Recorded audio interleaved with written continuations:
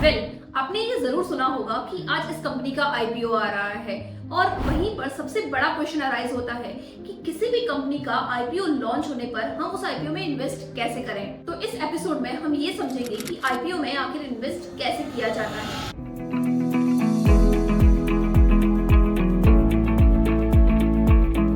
IPO में invest करने के लिए सबसे पहले जिस चीज की जरूरत होती है उसे हम कहते हैं डीमैट अकाउंट। और ये अकाउंट आपके शेयर्स को इलेक्ट्रॉनिकली स्टोर करके रखता है।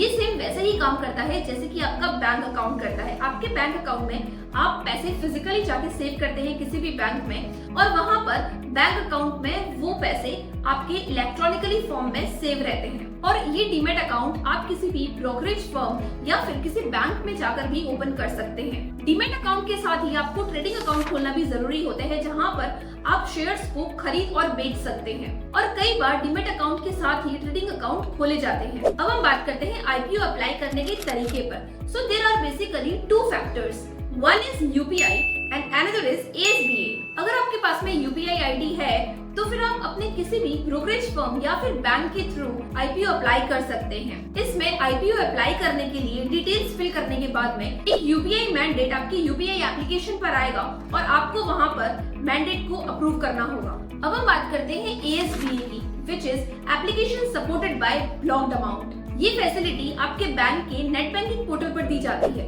इसके लिए आप पोर्टल पे आईपीओ सेक्शन में जाकर कंपनी सेलेक्ट करके उस कंपनी का आईपीओ अप्लाई कर सकते हैं। शेयर की क्वांटिटी और प्राइस सेलेक्ट करने के बाद में आपका पैसा उस अकाउंट में ब्लॉक हो जाएगा अलॉटमेंट के दिन तक। अप्लाई के बाद में नेक्स्ट स्टेप आता है अलॉटमेंट का। तो यहाँ पर इन्वेस्टर को अलॉटमेंट का इंतजार करना रहेगा।